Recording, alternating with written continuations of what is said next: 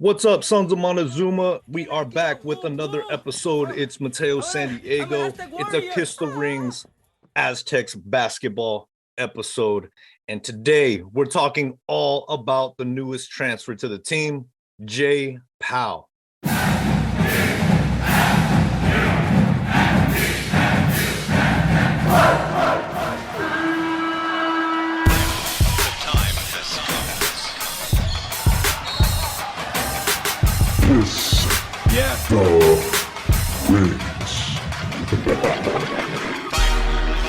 We game time ready. Welcome to my gym where the crowd stays heavy. Keep the bus running cause this won't take long. 4 minutes left, here the show still going strong. We game time ready. Opponents can't sleep when they leave. No Freddy, it's the Aztecs. In the house tonight, Hoop Squad on deck. Who's next to fight? They don't have the scores on the floor. It's Butler with 2 seconds. He's got to put it up. He wins it with the jumper. And there's no doubt about it. A San Diego State miracle. Trailing on the break, I shoot the three. There's nothing you can do with me. And ruthlessly, the crowd is telling you to get used to these L's you be taking every time you step into the beat. J. Pal. Welcome to the party, pal. And joining me, my co-host. You cannot stop him. You can only hope to contain him.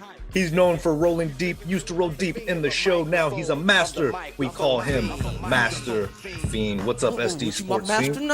What's up, man? How you doing? I'm really excited to talk about this guy. I've been real excited to land him, and now we finally did. So can't wait to dive into it. Aztecs basketball does not sleep. It's been a crazy, interesting offseason. And so make sure you are following us, liking and subscribing on YouTube, obviously social media, Sons of Monty on Twitter, Facebook, Instagram, all that good stuff. And definitely check out the shop.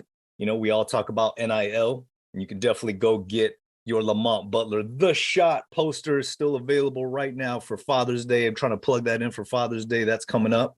So, yeah, I'm excited for this episode. We've been waiting and trying to hear what's going on in the transfer portal. There's been like incrementally little developments throughout the offseason that we want to touch on, though, because, you know, there's been some coming and some going, right, Fiend? I mean, last I heard, Sam Scholl, assistant coach, he has accepted a spot up there. What is it, Montana State, man? Yeah, I think Montana State with the new coaching staff from Point Loma Nazarene. I think the head coach there got the head coaching job up there because the Montana State coach went to Utah State. So the dominoes kind of fell and an opening happened for him. You got to be happy for him. You know, he wasn't making any money last year in a position, where they had him as a consultant. And so, he was a good asset to have on the team, great energy guy, and all the best of luck to him, moving forward. Just hope that if we play them down the road, we show them a big fat L. Yeah, man. I appreciate him. I think you could tell, when he came over from USD, right, it was kind of like that in transition period, but you could tell, he got along well with the staff and that fit in the culture, and just, we all looked at that hire at that time like, wow, okay, that's interesting. Hopped over from USD, and you knew you were getting a quality coach there as far as like an advisor role, because it wasn't necessarily on the staff per se, but kind of as like an advisor or like an analyst, whatever you would call. But hey, big congratulations to him. And of course, we got to talk about it, man, because the news just dropped last week. We saw, we kind of tried to get everybody prepared when Keshad Johnson was going to sign somewhere. We didn't have an idea where it was going to be. We knew it was going to be big. We knew it was going to be most likely a blue blood. And I mean, they're as close as you can get on the West Coast. I mean, you're talking about U of A. Keshad Johnson goes to Arizona. The Wildcats bear down. Man, they had Andre Iguodala out there courting him. So, we knew, like we said, we knew it was going to be, something along those lines. Kind of wish it wasn't U of A because, just hate to lose to those guys. So, I don't know how you feel, Fiend, but as soon as I saw that, in the back of my mind, I said, you know what? The way the NCAA tournament works, they love those storylines. I mean, we've played Creighton 2 years in a row. with the brothers, Seiko and Kaluma. And I could just see somewhere down the line this season coming up, that whether it's early or maybe they just set things up that fortuitously they may happen, a crash collision course somewhere in the tournament. I could see us playing U of A and that matchup going against Keshad Johnson again. What do you feel about that choice that Keshad made? I mean, I'm happy for him. He's getting a big opportunity, playing on a big stage. I don't know if you saw the teams that they're playing this year out of conference, but I mean, my God, they're playing Duke. I mean, they're like all the blue blood schools that they're playing against, basically. And so it's a massive out of conference schedule that they have, plus all the games in conference in the Pac-12. But I agree. I mean, we're probably going to be, if we both make the tournament, which we should, we'll probably be in the same region, right? And then there will be people, picking us to play them at some point down the line. Who knows? Could be sooner rather than later. I don't know. We'll see how the seeding shakes out. But I'm just really glad that he's not going to a Mountain West school. And so we're likely not going to see him unless we play him in the tournament, which is good, because it would just feel awkward if he went to like UNLV because they offered him like a lot of money, and like maybe an expanded role, on their team or something like that. That would just be so awkward to see him play twice against us. He's an Aztec for life, and now he's, with a rival. Or any of those schools in the Mountain West. It just would have been really weird. So I'm glad for him. And now it gives me a reason to go check out the Pac-12 tournament next year at the T-Mobile Arena when we're in Vegas for the Mountain West tournament. So I bet you'll see a lot of Aztec fans that go over there to cheer him on in that tournament. That's an interesting thought. I didn't think about that. Of course, we want to be in the Pac-12, sooner than later, but that's a whole nother topic for a whole nother show. So you bring up an interesting point, though, because with Keshad, you didn't want to see him go to a cross-conference rival or anybody really in the cross-conference. And, we're going to get to Jay Powell in a second, the Aztecs' newest transfer coming in. But, before we got to Jay Powell, I mean, let's be honest, Aztec Nation, we were sitting on the edge of our seat wondering, okay, well, who's coming over? And I know a name that we all were really focused in on, and we're thinking, okay, there might be a good shot. And that was, who was it? Just Alec, right? Is it Josiah Alec? Yeah, Josiah Alec from New Mexico. And there's another example of a guy, transferring in conference. That would have been really awkward for him going back to the pit. I mean, because he really had a good year there. He was beloved by those fans. And so, it worked out. It worked out for the best. Yeah. He's going back home to Nebraska. But yeah, I mean, we missed out on several of our main targets. Deloach was one from VCU. He wound up committing to Georgia. Alec was another one. Warren Washington is a name that everyone said, well, he was pretty much an Aztec, last year if Mensa didn't come back. And so he's got to be considering the Aztecs this year. Well, find out we don't have the deep pockets like some of these other schools have, and the big 7-foot centers are a premium in the transfer portal. So that's another name that we missed out on, and there were just left and right. It just seemed like every day it was just either like crickets in the portal. You weren't hearing much about the activity, and then we were losing out to guys, and it's like, I start going worst case scenario, we're going to have to take bottom of the barrel guys that anyone we can scrape up off the street. I could hear the voice of our co-host, Mike Tortolot, saying right now, well, he wasn't one of our guys then. He just wasn't one of our guys. Shout out to Mike Tortolot. He couldn't join us tonight, but we'll see him again real soon. But yeah, I could hear that, things shuffle out, they work themselves out, and you end up attracting the guys that you can get.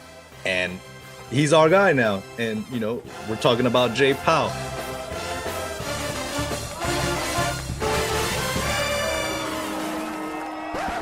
Hey, Aztec Nation, stop on over to sonsofmontezuma.com, where you can find more SDSU sports, news, articles, podcasts, and the freshest and most unique Aztec-inspired merchandise, including our original NIL shop.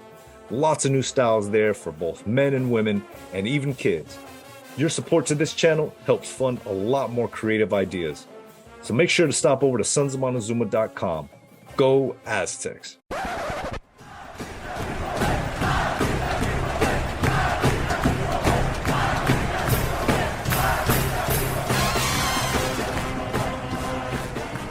So talking about all that stuff, we want to bring in our content creator. He's been writing an ongoing article talking about who's been coming and who's going and who we're hot on, who we're cold on. And so we're going to bring in Michael Maciejewski. He's you can follow him on Twitter. It's at Aztecs Hoop Nation. And he's a longtime tracker of recruiting in Aztec Nation. So we're going to bring him on and talk a little bit about Jay Pal. Mr. Maciejewski. Michael Maciejewski from Aztecs Hoop Nation. Tell us about Jay Pal, man, because, you know, that was somebody that I think all three of us were looking at like, okay, this guy's skill set can come in and translate on this team and this makeup of this team. So tell us a little bit about Jay Pal. Yeah, I mean, you know, he's 6'9", you know, he can shoot from the outside. He's athletic. He's bouncy. You know, he's quick. He's opportunistic. You know, of course, you know, on the cons, he's undersized a bit, but definitely, you know, a guy that's gonna fit in and add a piece of some depth to the front court. And you know, you can play him if you want to go small. You can play him in the perimeter. And he doesn't light it up a ton, but, you know, if you give him space, he's going to take that shot. And he can make it at a pretty high rate when he's, you know, it's uncontested. So he gives you a little bit of options. And like I said, I feel like he's kind of like another Gueca Rope. I mean, they have different games, but like he'll add that kind of impact to the team and, you know, give us a good 15, 20 minutes a game. So I know Fiend has been loving him. So I love to hear what he has to say, because I know we've been messaging. He loves the guy, and I don't blame him. You know, I saw that video day one, and I was like, yep, I can see him as an Aztec. So Fiend, I know you were big on him. You were telling me, man, if we get Jay Pal, like we're looking at another deep tournament run, possibly with what's already on the squad. Mike, you already said the young man is from Omaha, right? He's an Omaha kid, so following in those footsteps. Your article you had, you know, kind of following after AG. But Fiend, you've been watching a lot of tape. You've been telling me, man, I've been digging in on the tape on Jay Pal. So what do you see? Mike knows, you know, I was hitting him up in the DMs. Like I didn't want to put it out there on Twitter, but I was like, I covet this guy. Like I really want him to be an Aztec after I kind of dug into the tape. I'm going to go, like, I love Gueca Rope. He was, I mean, a great Aztec, very efficient. And that's what Jay Pal brings to the table. But I'm going to go a little bit like more maybe star quality Aztec. I'm going to go Jalen McDaniels. That's what he reminds me of. I think he's got Jalen McDaniels talent. He's got about the same size, 6'9", 195. He can dribble the ball. He can handle it on the perimeter, which, you know, I love Kashad Johnson, but I didn't feel like he was a great ball handler on the perimeter. I think at the 4, we put him at the 4. Jay Pal can really put it on the floor. Now, he might not be as good of a defender as Kashad, but I think he's going to allow us to space the floor a lot more than we've been able to. And he can play that role that Jalen McDaniels is playing in the NBA, where, you know, you have that corner 3, you're just kind of hanging out, waiting for that pass. You know, you get the ball, maybe a shot fake, and then attack the rim, you know, and then what he's great at is getting offensive rebounds. He's very slippery. So, you know, he's so tall and lean that when guys are trying to box out, he's just able to slide by him. And then he uses his long wingspan to tip the ball out and to get, you know, offensive rebounds. I just love the energy on this guy. He's very versatile defender. He can defend 1 through 5. Yeah, he's a little slim, so, you know, he might take a little pounding in the paint. And so it'd be good to have another, you know, big if we could land in the portal. But man, I love this kid, man. He's got great shot selection. He is just a smart player, and I am thrilled to welcome him to the Aztecs.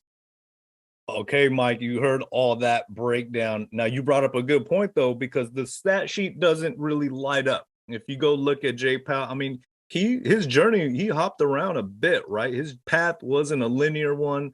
I mean, you're talking about going from Jacksonville down Jacksonville, but that wasn't where was that at? That's not even the Jacksonville. I'm Yeah, so trying he to think. started. I mean, Alabama. yeah, so he started from Omaha. Then he went to Atlanta. I think Atlanta, Georgia, for prep year. Then he went to JC in Texas. Then he went to, I think it was Jacksonville State. Then he made his way for after 2 years there. Then he headed over to Campbell, and now in his final year, he's here. So it's been a long journey. The Fighting Camels, the Campbell love that, Fighting man. Campbell. Fighting Camels. Yeah, so he made his journey here. So it's been a tough one. He's worked on it. And echoing a lot of what Fiend said, just love his fight, his growth in this game. And he's definitely a guy that we haven't really had here, in that, he moves well without the ball. He's not very stagnant. He finds open spaces.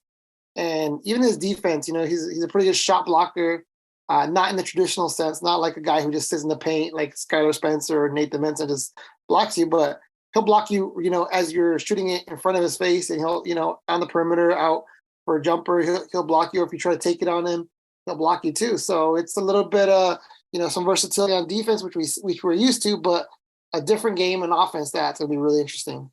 Yeah, he can play it. He can give a lot of help defense too. That's what I like when a guy blows by the defender, he can come in and contest and disrupt the shot or possibly block it. But I think the big thing for him is just going to be the jump up in competition, right? Because going from JC to Jacksonville State, where are they in the ASUN or I don't know, Big South? Campbell's in the Big South. I mean, I think the best team in the Big South is like, equivalent of like in Kempom of Air Force, right? So they don't, but I will say this, like he was like probably the most valuable player on that team. So those teams don't have a lot of depth, but they have like maybe one or two guys who are really, really good on their team. And so I don't think the transition is going to be that difficult for him. I expect it's going to be a lot like, DT's transition from Seattle to the Aztecs. So I think he's going to fit in just fine. I don't know if you guys caught the championship game of the Big South tournament. He went off for like 29 points, 10 rebounds. He was guarding the Big South Player of the Year and Drew Pember. He was, I think, Player of the Year, offense and defense. I mean, big time player for them and a transfer from Tennessee. So he was a big time recruit coming out of high school, and he went toe to toe with them. And so when you can take a step up in that competition and you can handle your own, that just proves to me that he's going to do just fine in the Mountain West. And I'm just, like I said, I'm really excited for him. And, maybe we can talk a little bit more about the roles that the guys will have, on the team.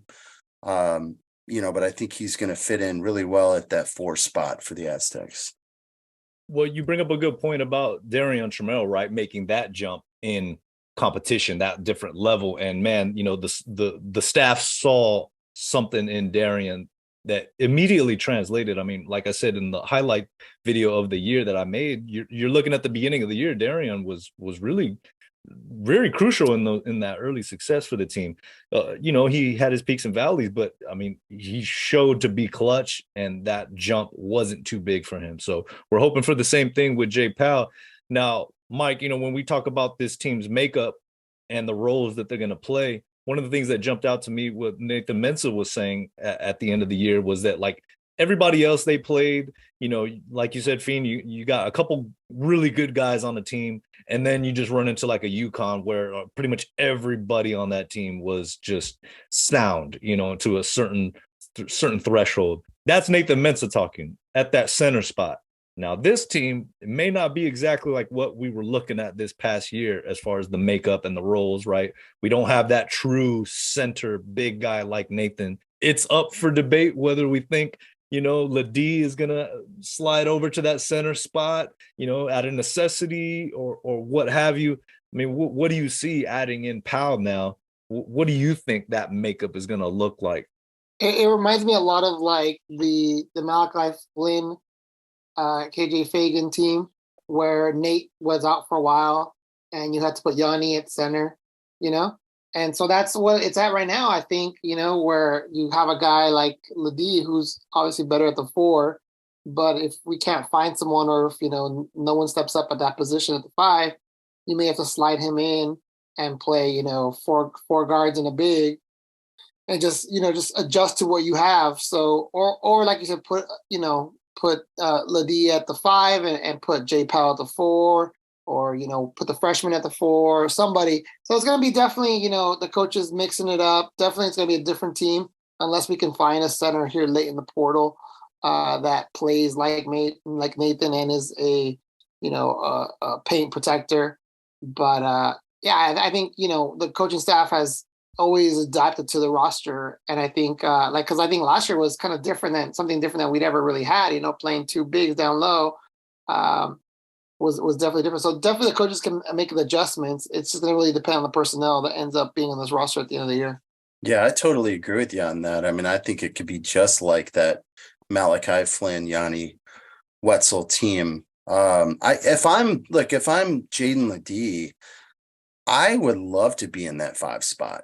Look at last year, how much usage Mensa got at the 5, setting all those screens on the perimeter. It's just that he wasn't a great outside shooter. Now, if Ladie can extend his range out past the 3-point line, he's going to show scouts, that he can really play at the next level. And plus, he's going to be a big part of the offense. I mean, if I'm him, I would rather be at that 5 spot, setting screens for DT and, Lamont hopefully comes back, instead of like camping out in the corner, waiting for a pass for, a 3-point shot, or waiting, being in the dunker spot, waiting for a pass. I mean, I think he would be better suited for that. And like you said, it gives us more versatility on the perimeter, another guy who can handle the ball pretty well. Plus, we have just great floor spacers with 1 through 4 who can all handle the ball on the perimeter and shoot.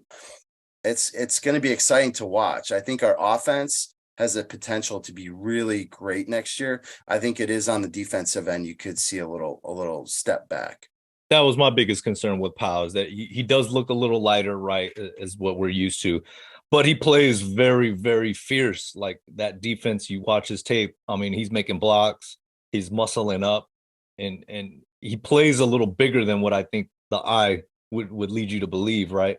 When it comes to Ladie, though, I'm a little torn, because a big part of his game last year that was just incredibly evident in the tournament was his rebounding. I mean, he was just a maniac on the boards, especially in that Alabama game. I mean, he was just all over the place. And so my concern is, if we don't have that true rim protector, or just a bigger body in there to kind of tag team with them down low, will that take away from that element of his game, being able to muscle up and, having to be dependent on offensively and defensively, like to be tired. I mean, that takes a toll on your body, of course. I mean, he's a specimen, so I'm sure he's up for the task, and to show and prove that to the next level, that's going to be his challenge, right? So that's kind of where my question is, with this last scholarship, what do you guys think? I mean, is the staff and for the makeup of this team, is that a scholarship you want to hold on to? Is that something you want to take a chance on, a big that, can play immediately? Or maybe somebody who, I know we were looking at Javonte Brown, who's signed somewhere else. I mean, he would have had to sit, I believe, for a year, or somebody in that position as well, having to sit this year and get them for the future. I mean, what do you guys feel on that type of outlook moving forward? There's some opportunities out there. I mean, we've been connected to the guy from San Jose State, Ibrahima Diallo. I mean, he'd be a perfect replacement for Mensa. There's another guy, Dionge. Is that how you pronounce his name? Yeah, it's another name here I'm looking at. Adrome Dionge. Uh-huh. Yeah, from Washington State. So he's a freshman. Now that guy's he's thinner, but he's very tall, long, and he would be a good rim protector as well. So we still have an opportunity, maybe. But like I said, these big guys in the portal are really hard to get if you don't have the resources, because these guys are commanding a lot of money from NIL. Now, you may get a situation where they're not allowed to get NIL, right? Like, because I think or active NIL, right? Because I think Nathan was in that situation last year. Or you maybe get lucky and find a guy who just wants a good fit and good opportunity, is not looking for money. But by and large, it's hard to find those guys, and so your pickings at the center spot are going to be low. I think Saunders is going to have a huge impact next year, and he's another big body. I mean, he's a wide body, kind of similar to Ledee. I think he's going to pick up some of that slack, and so between him, Ledee, Pal, and then maybe we get another summer. Maybe DeMarshe Johnson is the guy who comes off the bench and just gives you some quality minutes for a spell, for 15 minutes a game. I don't know. I haven't really seen a whole lot of him, so it's hard to evaluate his game. But that could possibly be an option for that fourth big, in the rotation. There's a real opportunity with Saunders. I think he's got a real opportunity if he can grab a hold of it. What you got, Mike? Yeah, so just really quick, I do want to mention that I believe we have 2 scholarships open. So that's still there. So we could get a guy who sits out a year. I mean, and it's just that decision the coaches have to make, like find a guy. The 2 guys that Fiend brought up, both would be great fits here. That, like I said, it's hard to find where they're going to go and where they could play. Like I said, they're going to command a lot of attention, especially this late. But they'll both be great fits here. And then, I mean, just bringing a guy in. The thing with Saunders, I love Saunders, but he's like 6'8", so he's a little smaller. I know it's not a lot, but he just reminds me, maybe like a healthy Tim Shelton. I can't remember exact, Okay, yeah. But yeah, I mean, getting a guy would be great. I think that would change the identity of this team, getting a big man. I know everybody's been asking, everybody's posting, every post I put is always about where's the big man, where's the big man? Yeah. And you said, so if getting a big man will change the identity of this team, I think, and give you, again, some more flexibility, because we're talking right now, Ledee's gonna be playing the 5, and if you got a big man, I mean, he won't be playing. He could still play the 5, kind of like he's been doing right now, because we're really just replacing Mensah. We're not adding 2 pieces, but that's gonna be key, and so it'll be something we'll be watching the portal, because there's still grad transfers can still transfer out if they like. Still guys that are coming in to 2023 that don't have a spot. So there's late bloomers there, and the coaching staff's always working on that.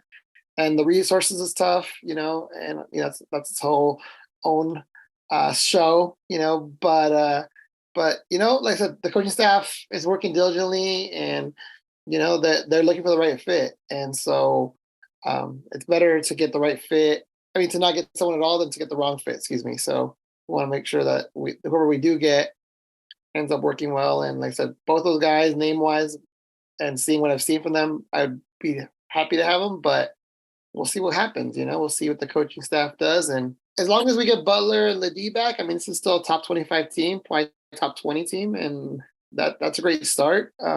Let's add pieces that make that top 25 become top 20 become top 15 or something like that. So that's, they can only help improve the team's roster and the team's makeup and team's expectations.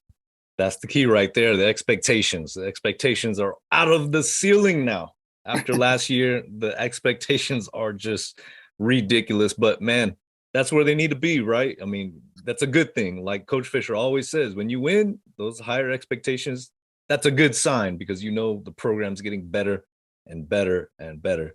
Oh, I was going to say that, like, I don't know, Mike, if you got a chance to see the interview of Micah Parrish with his old teammates at Oakland University. Oh, you have to check it out. It is great. What's it called? The Walk-Ons, I think. Something like that. Like 2 of his teammates. And it's the most candid interview that he gives. I mean, it's over an hour long. I mean, he's dishing on all the Mountain West teams, like saying how much it sucks to go to Wyoming and these are his Oakland teammates from where he transferred from, right? So it's an interesting dynamic. He's just real with them, and he talks a lot about like NIL and how these guys get offers, but then some of them get they get scammed basically. Like they get promised all this money. It's all talk, and then they get to the campus and they're not paid. and then they're just angry. They feel like they were scammed, and so that stuff happens. And so I know with SDSU though, that's one thing about the coaching staff is they're pretty transparent, and they want what's good for the kids, and they're not trying to work them over or exploit them.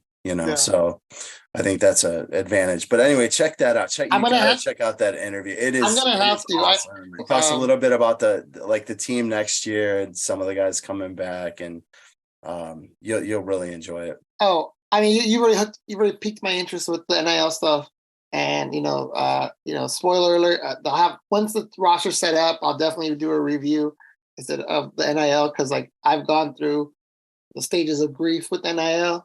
And now I'm at the point where I'm just, I'm really just watching, because I'm glad you mentioned that, because that's kind of been a theory of mine when you hear these numbers thrown out, like, is it all real? Is it all real? Yeah, is it real? Or is it, hey, you could make up to this money number, but no one tells them like how that's in. It's like, I think people make it sound like, hey, you get here, there's a check gonna be waiting for you for $500,000 on your bed. I think Tortolot's still in that stage of denial. But what do you think about Lamont Butler's that report that they were offered up to $1 million? I will say every number that Ziegler has put out for these players have been like super high, and so I mean, I said I have a bunch of reviews on, and I think on just the whole situation, but that was like, I'm glad you brought that up, because that's been one of my working theories. But I mean, I don't doubt it. I mean, we're talking Final Four. That's the biggest shot in the tournament. I don't think there's gonna be like a check for $1 million, right? Or a Brinks truck outside the Butler house. It's gonna be, there's gonna be opportunities to make that much, but that's crazy that Michael Parrish says that, because like I said, I can see that, and it's funny because you bring up, like Fiend brings up the coaching staff is like honest and upfront and stuff. And I will tell you guys, just with my interacting with other fans and other sources that I have who do recruiting, they have their websites, so they work for different companies. All their fans think like their coaches are the most upfront and honest. When we got Reese Sticks and Waters, everybody was like, "Oh, San Diego State promised him he'd start." Mick Cronin would never promise anybody they would start. And I'm just sitting there like, you have we say the same thing. Like so everybody thinks their coaches are, angels. I'm sure the Kentucky fans think Calipari's an angel too. But it's just funny. Kentucky, that's a whole nother. They seem like they're missing out on a whole lot lately. We do have a culture here though, like a lot of other schools want to replicate though. So I mean, I will give our coaches credit, and the players, who have come before these players, the credit for building that. I mean, because that is something special, and hopefully we can just continue to build on. It's kind of the dirty sort of underbelly of NIL and and college sports and where we're at right now, but that's the reality of it. So I'm so happy we got J Pal and Reese Sticks and Waters. Man, this has been a good off season for us. I mean, despite all the guys that we lost, I mean, we including Kashad, we've been able to replace guys, and we're bringing guys up, that doing it the right way. We're developing them, guys like Bird and Saunders, and the new freshman class that we bring in, and hopefully they'll all stick around and want to be a part of something special moving forward. Let's have a little fun here, Mike. Bear with me. Have a little fun with me, because we usually play a game. It's called the shot clock game, right? It's a shoot your shot. We normally do that. Let's do this one time. Let's see what you guys got. Your shot clock question, you got to shoot your shot. You get 30 seconds or whatever the shot clock is, right? Whatever it is, I'll count it down. Give us your best NIL pitch why a player should come to San Diego State from your perspective, as if you're talking to a player right now, is transferring in on the market, and we're giving him the full treatment of coming to San Diego State, play at Viejas, play for the national championship runner-up. I want to hear both of your guys' best NIL pitch. I'll start with Okay, Fiend I because wait. he's Hold on a used second. to Hold on a this. second. I need to ask something though. Is this like, am I pretending like I'm a part of the coaching staff, or is this like being the used car salesman? I would say Fiend, you know? Oh man. Okay. Because we're not coaches. We're not coaches. We don't claim to be coaches. We can't sit in their chair. I mean, we can't fill their shoes one bit. But hey, we got our say. We know what quality San Diego State brings to the table from our perspective. How does that sound? How does that feel? That sounds great. That sounds great. I'll let Fiend go first. I'll let Fiend go Perfect, first thank because you. he's a regular. Yes. Fiend, shoot your shot. Shoot it. Hey man, look, we really want you to be an Aztec. We just went to the Final Four. You're going to get rings. You're going to get banners. You're going to get a big bag of money, man. We're going to get you a place right on Pacific Beach on the ocean. You're going to have babes just coming by your place all the time, man. It's going to be awesome. You're going to get drafted into the NBA, and you're going to have a lot of fun, man. You're in San Diego. I mean, this is the best place to be in the world. Come and join us. You're gonna get babes. That was pretty good. I liked it, man. Very Fiend-esque. Yes. All right. Very All right. All right, Aztecs Hoop Nation. It's your turn. What kind of NIL pitch are you giving these players, these prospective new Aztecs? Shoot it. All right, man. So we really want you, and we need you. All right, we need you to take us to the next level. We got to the championship last year. We're one player away, a player like you. All right, and you know what? We got everything here. We got the weather. We got the city. We got the fans. You're gonna be a superstar here. People are gonna love you. All right, we got places, we got businesses all over here that would want to have you. We hook you up with something on a Zoom right here. We get you some shirts, and those things will be racking in. Yep. So we got opportunities galore for you. What about photo shoots on the beach? Photo shoots downtown. Everything here. So if you want to be a star, you want to be a winner, you want to get some money, make a little bit here and get yourself ready for the next step. Come on down to the Mesa right here. Nice, very good. Hey, you threw in the Sons of Montezuma. You got to give him it. You got to give him it, man. First time, he's a natural. Very smooth. Aztecs Hoop Nation wins it. Gotta give it to you, man. Very smooth. Oh, thank you. Beginner's luck. Well, you hit the shot. That was good. Man. Any last thoughts about J Pal, the newest Aztec for life? Very excited to see him in the red and black, wearing all the Jordan gear, all that good stuff. And shout out. He's an Omaha kid. Omaha! Shout out to Ed Chang. I saw him giving us some love on Instagram. That was very cool. And that pipeline is very cool, man. I like it. Any last thoughts about J Pal and this Aztecs before we take off and Is he gonna wear 15? That's his number. Give us his number at Campbell. I saw number 4 on the announcement. He had on the number 4, so maybe there's something to that. So It's a great question. That 15 is off limits. Gonna chop y'all up. What it do? Karate. I really hope he comes out for Swish League. I hope he's out here early. It'd be nice, once he's done with Campbell. I hope because they don't have to come out until second semester, so he may want to spend some time in Omaha, but hopefully he's out early. I love it when those guys that are on campus and they're practicing and coming to Swish League, and we get a chance to see him play. So I definitely want to see him. I just can't wait to see the NCAA final or championship runner-up banner go up. It's gonna be special for me. I didn't actually get to make it to the tournament, so that will be a special day. Make sure you renew your tickets for season tickets. I think they're due on the 2nd, so make sure you do that. I might have to switch my seats, man. I'm always sitting up top, right underneath Kawhi's jersey, but I always sit up at the top, at the folding chairs. They're very padded and wonderful. Yeah. Well, before we say goodbye, everybody. We want to thank you for listening. And, you know, we didn't bring it up earlier in the episode. We were talking a lot about AG and this whole connection with J Pal. But you know what? Man, I do want to close things down a little serious and just give out our heartfelt, you know, best wishes, prayers, all that good stuff to AG and his family. We all saw his little brother Dang Arope passed away very, very shortly, beginning of the month.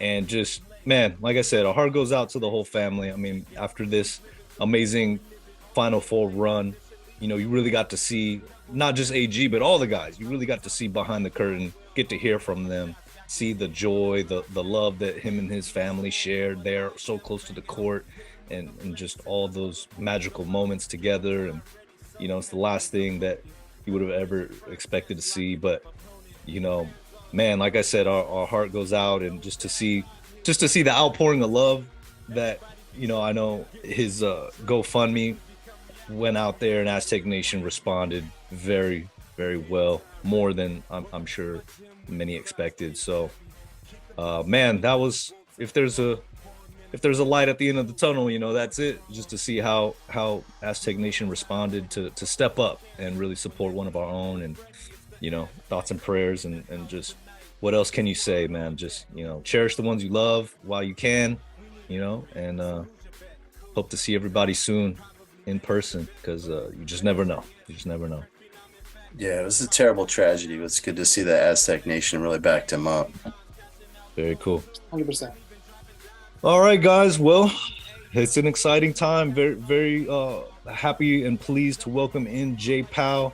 Continue that pipeline there, and until the next episode, I'm sure we'll have some more developments, and hopefully get Mike Torolot back in, and, you know, touching with some of the other content creators as well, because it's been a while. So, on behalf of the guys, SD Sports Fiend, Aztecs Hoop Nation, Mike Machevsky. Did I get that? Machievsky. It's Mateo San Diego. Make sure you are checking us out at sonsofmontezuma.com, following us, liking, and subscribing on YouTube. And we will see you guys next time. Until then, go Aztecs. Go Aztecs. Go Aztecs. Go Aztecs. Ain't no stopping it with team on 3 and family on 6. And when you hear it done, it all means this.